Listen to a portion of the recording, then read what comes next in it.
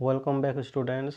आज वीडियो रे आमे फरासी विप्लवर आउ गोटे गुरुत्वपूर्ण कारण राजनैतिक परिस्थिति को बा पॉलिटिकल कंडीशन को बुझीबा। ए पर्यंत आमे सामाजिक धार्मिक और आर्थिक परिस्थिति विषय रे डिस्कस कर सारिछु।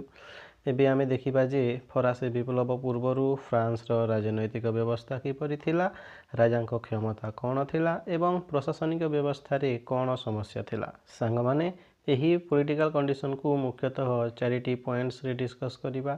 यही पॉइंट्स गुड़िक हेउछि ओल्ड रिजिम पुराना शासन, रॉयल अब्सोल्यूटिज्म राजकीय निरंकुशता, बर्बन डायनेस्टी एवं करप्ट एडमिनिस्ट्रेटिव सिस्टम बा दुर्नीतिग्रस्त प्रशासनिक व्यवस्था। प्रथमे 18 शताब्दी यूरोप रो राजनैतिक परिस्थिति को बुझंतु। यही समय रे यूरोप रो अधिकांश राजा माने एक अभिजात शासन पद्धति बा एरिस्टोक्रेटिक फॉर्म ऑफ गवर्नमेंट को फॉलो करुथिले। फ्रांस रे यही व्यवस्था को प्राचीन शासन किंबा पुराना क्रम कहा जाउथिला। इंग्राजी रे एंशिएंट रिजिम मुख्यतः भाइलोएस और बर्बन राजवंश अधीन रे फ्रांस रे प्रतिष्ठित होइथिबा राजनैतिक और सामाजिक व्यवस्था को बुझाए। यही शासक माने राजा मानकर दिव्य अधिकार रे विश्वास करुथिले बा डिवाइन राइट रे विश्वास करुथिले। यही विश्वास अनुसार राजा माने भगवानक ठारू शक्ति पाउथिले। तेणु राज्यर प्राय सबु शक्ति राजत्व रे बा किंगशिप पाखरे केंद्रित होइकी थिला। बेले बेले धार्मिक कर्तृपक्ष बा रिलीजियस अथॉरिटी मध्य यही व्यवस्था को समर्थन किंबा नियंत्रण करुथिले। सांगमाने यही व्यवस्था केवल फ्रांस पर्यंत लिमिटेड नथिला। यूरोप रो अन्यान्य स्थान रे भी समान प्राचीन शासन व्यवस्था थिला। उदाहरण स्वरूप ऑस्ट्रिया रो हाब्सबर्ग, प्रूसिया रो होहेंजोलन्स, इंग्लैंड रो हैनोवेरियंस एवं रूस रो रोमानोव राजवंश रे भी यही शासन चालुथिला। यही राजतंत्र गुड़िक मध्यरु किसी धीरे धीरे सांविधानिक राजतंत्र रे परिणत होइथिला और अन्य गुड़िक युद्ध एवं विप्लव माध्यम रे ध्वंस पाइथिला। प्राचीन शासनर शक्ति मुख्यतः 3टी पिलार्स उपरे आधारित थिला। ताहा हेउछि मोनार्की, क्लेर्जी और एरिस्टोक्रेसी। यूरोपीय समाज मध्य मोटामोटी भावे 3टी श्रेणी रे विभक्त होइकी थिला। ताहा हेउछि तुमर क्लेर्जी, नोबिलिटी और कमनर्स। क्लेर्जी माने प्रथम स्टेट थिले, नोबिलिटी माने द्वितीय स्टेट थिले और कमनर्स माने तृतीय स्टेट थिले। आउ आमे यही 3टी श्रेणी विषय रे सोशल कंडीशन पार्ट रे डिस्कस करि सारिछु।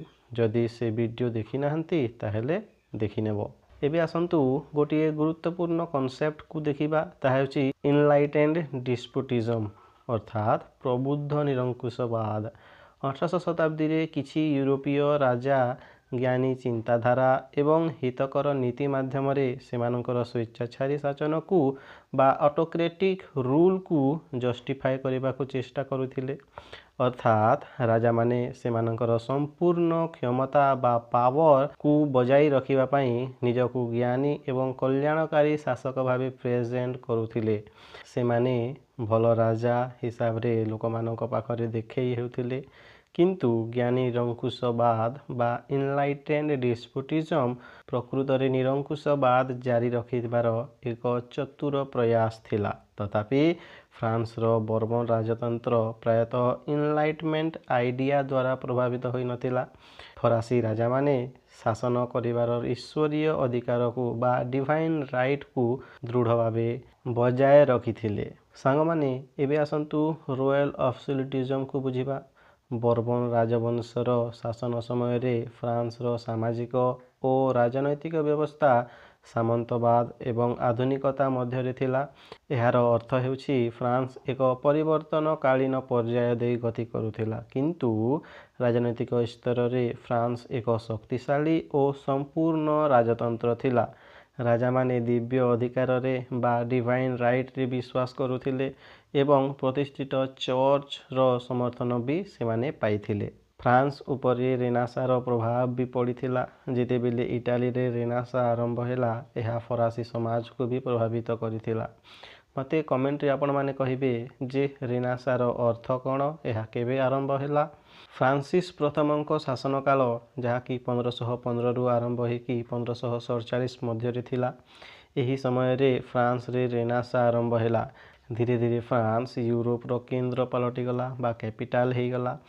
तापरे लुइस 14 राजत्व काल जोटा कि 1643 रु 1715 पर्यंत थिला। एही समय रे फ्रांस यार सर्वोच्च गौरव हासिल कला, किंतु परवर्ती शासक मानक वैदेशिक नीति और आर्थिक असुविधा जो फ्रांस धीरे धीरे यार गौरव हराइबाकू लागिला। सांगमाने राजकीय निरंकुशतार बा रॉयल अब्सोल्यूटिज्म सबुठारु गुरुत्वपूर्ण वैशिष्ट्य थिला राजा निजकू लोकंक सम्मति रे नुहे बरं ईश्वरंक इच्छारे शासक बोली विवेचना करुथिले। से कहूथिले जे तांकू लोकमाने राजा बनई नाहंती, स्वयं भगवान तांकू राजा करिसंती। तेणु राजा सीधासलख परमेश्वरंक छड़ा आउ काहारी निकटरे दायित्व ग्रहण करिनथिले। अर्थात राजा निजकू सर्वोच्च मन करुथिले एवं पृथ्वीर कौनसी व्यक्ति, अदालत किंबा आईन तांको उपरे आदेश लागू करि पारिबे नाही।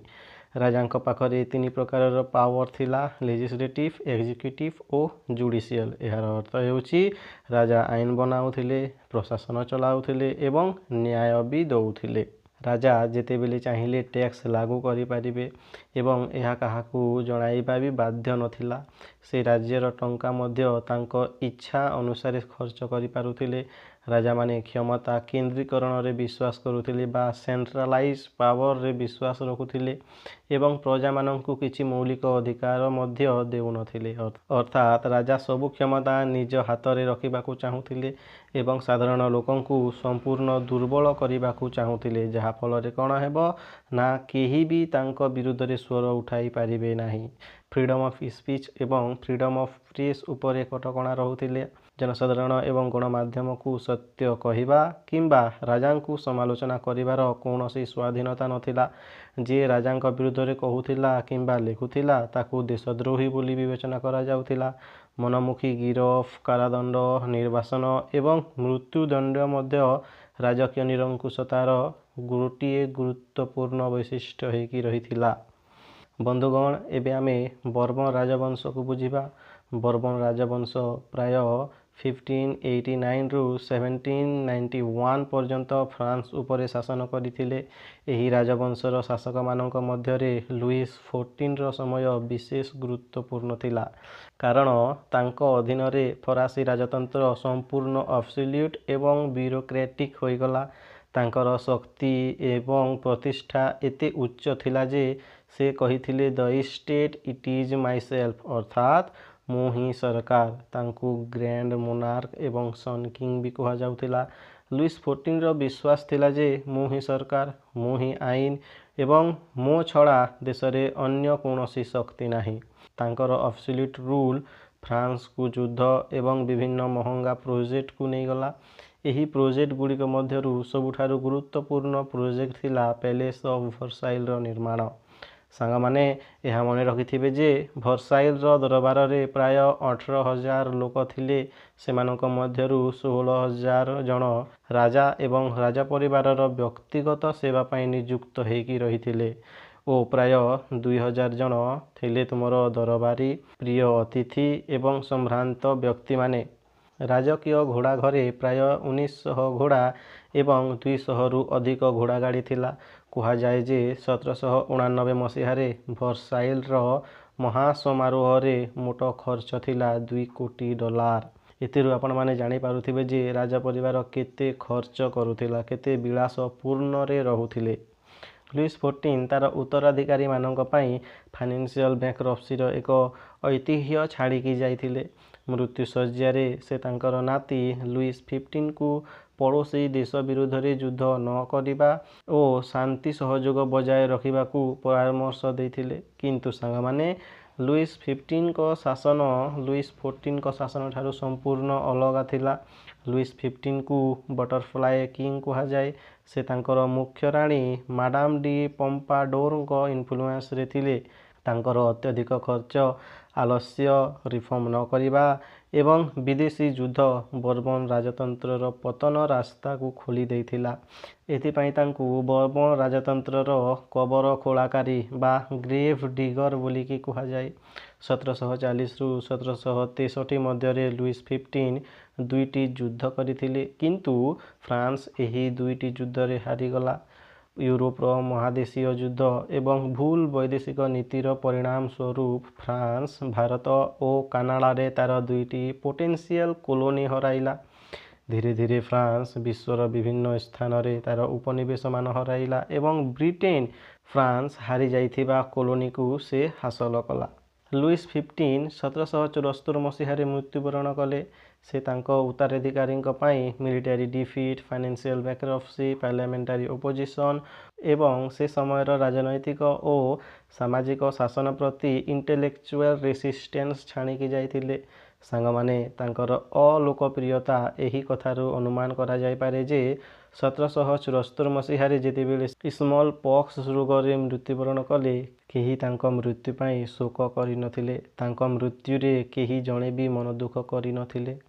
एबे आसंतु लुइस 16 विषय रे जानिबा। लुइस 14 बरे लुइस 16 सिंहासन को आसिले। मात्र 20 वर्ष बयस से एडमिनिस्ट्रेटिव सिस्टम को रिफॉर्म करने को चाहूले, किंतु अनेक थर से असुविधार सम्मुखीन होई पछकू हटी जाउथिले एवं तांको निष्पत्ति को इफेक्टिवली काम रे लगई पारु नथिले। धीरे धीरे से तांकर परामर्शदाता मानक विशेष करी तो तांकर राणी मैरी एंटोनेट को प्रभाव रे आसी जाइथिले। मैरी एंटोनेट ऑस्ट्रो हंगेरियन साम्राज्यर महाराणी मेरिया थेरेसा झील थिले। से सुंदरी और दयालु थिले एवं तांकर दृढ़ इच्छा शक्ति थिला, किंतु तांकर ज्ञान और विचारर व्यापकता नथिला। से सेतिकी भाभी पारु नथिले समाज पाई। सांग माने गुरुत्वपूर्ण कथा हेउछि मेरी एंटोनेट साधारण लोकंक स्वभाव को बुझी पारिले नाही। से राज्य और प्रजांक कल्याण पाई राजा को भल परामर्श देले नाही। बेले बेले लुइस 16 को संस्कारमूलक उद्देश्य भी मेरी एंटोनेट को प्रभाव द्वारा प्रभावित हेउथिला। यार रिजल्ट कौन है ना, लुइस 16 संस्कार गुड़ी को प्रॉपर वे रे बुझी पारे नाही एवं अर्थमंत्री सजेशन को मध्य रिजेक्ट करिकी चलिले। बंधुगण एबे आसंतु पॉलिटिकल कंडीशन रो last major point corrupt administrative system को बुझिबा। लुइस 15 और लुइस 16 का शासन समय रे फ्रांस रो प्रशासनिक व्यवस्था हाईली करप्ट हो जाइतिला। राज्यर समस्त क्षमता राजांक पाखरे केंद्रित होइकी रहिथिला एवं राजा क्षमतार केंद्रीकरण रे बा सेंट्रलाइजेशन ऑफ पावर रे विश्वास करुथिले। मंत्री एवं अधिकारी मानकु नियुक्ति देवार बा अपॉइंट करिवार एकमात्र अधिकार राजांकर ही थिला, किंतु नियुक्ति मुख्यतः अभिज्ञता किंबा योग्यता रे नुहे बरं जन्म आधार रे हेउथिला। फ्रांस रे कौनसी संविधान सभा नथिला कि लिखित संविधान भी नथिला। राजा माने निज इच्छा अनुसार रूल्स रेगुलेशन को परिचालना करुथिले। यह मन रखिथिबो जे फ्रांस को 34 टी इंटेंडेंसीज बा डिस्ट्रिक्ट भाग करा जाइथिला। इंटेंडेंसीज रो मुख्य को इंटेंडेंट्स कहा जाए, जहाँ पाखरे बेसी पावर थिला। से माने लोकल गवर्नमेंट रो अधिकांश डिपार्टमेंट को नियंत्रण करुथिले एवं अन्य केतेक विभाग उपरे भी मोनोपोली एक्सरसाइज करुथिले। से मानकु अथॉरिटी डायरेक्टली काउंसिल रु मिलुथिला। एबे जुडिशियल सिस्टम रो प्रॉब्लम बुझंतु। अब्सोल्यूटिज्म थ्योरी अनुसार फ्रांस रे न्यायर अल्टीमेट सोर्स थिले राजा। राजा ही न्याय देउथिले, किंतु निज मनमुखी रे। फ्रांस रे कौनसी गोटे आईन नथिला। प्रत्येक अंचलर निज रीति एवं अलगा जुडिशियल प्रैक्टिस थिला। सांग माने मन रखिथिबे जे 1614 मसीहारू स्टेट जेनेराल भावे जनाशुना फ्रांस रो विधानसभा को बंद करा जाइथिला एवं फरासी राजा माने फ्रांस रे शासन जारी रखिथिले। एपरिकी राजा पेरिस रो संसद को भी बातिल बा एबोलिश करिवार क्षमता रखिथिले। से बहुत थर एमिति भी करि देई सारिथिले। फ्रेंच पार्लियामेंट लोअर कोर्ट रो जजमेंट को रिव्यू करि पारुथिले एवं तांको हिसाब रे फाइनल जजमेंट देउथिले। सांग माने 1800 शताब्दी रो शेष पर्यंत फ्रांस रे 13 टी पार्लियामेंट थिला एवं यह मुख्यतः हेरिडिटरी इंस्टीट्यूशन थिला। यह को धनी मजिस्ट्रेट माने कंट्रोल करिकी रखुथिले। यही मजिस्ट्रेट माने किछि पॉलिटिकल पावर को निज हाथ रे रखि देथिले बा निज कंट्रोल रे रखि देथिले। रॉयल इडिक्ट एवं ऑर्डिनेंस को इश्यू और रजिस्टर करिवार अधिकार यही मजिस्ट्रेट मानकर थिला। फाइनाली 1771 मसीह लुइस 15 यही पार्लियामेंट गुड़ी को जो 13टी पार्लियामेंट थिला ए सब को से एबोलिश करदेले किंतु पुणी थे 1774 मसीह लुइस 16 ए गुड़ी को पुणी थे कौन कले ना रिवाइव करदेले। तो सांग माने यह सहित तुमर प्रथम चैप्टर शेष होची चैप्टर रु आमे जानिले जे फ्रेंच रिवोल्यूशन केवल गोटे कारण रिजल्ट नथिला फ्रांस रो सोशल कंडीशन इनइक्वालिटी ओ प्रिविलेज ऊपर बेस्ड हेकी थिला रिलीजियस कंडीशन रे चर्च को स्पेशल प्रिविलेज मिलिथिला इकोनॉमिक कंडीशन रे गवर्नमेंट बैंक्रप्सी हेवी टैक्सेशन ओ फाइनेंशियल क्राइसिस रे स्ट्रगल करुथिला एवं पॉलिटिकल कंडीशन रे एब्सोल्यूट मोनार्की ओ करप्ट एडमिनिस्ट्रेशन साधारण लोकंकु राजनैतिक अधिकार दूरे रखिथिले। यही सब कारण फरासी विप्लव होइथिला। जदि तुम्हें वर्ल्ड हिस्ट्री को घोषिबा को चाहूना बुझीबा को चाहूच ताहले चैनल को सब्सक्राइब करनियो कारण यही चैनल रे संपूर्ण वर्ल्ड हिस्ट्री पाइबो। सांग माने गोटे कथा मन रखिथिबो जे history is not just about what happened it is about understanding why it happened.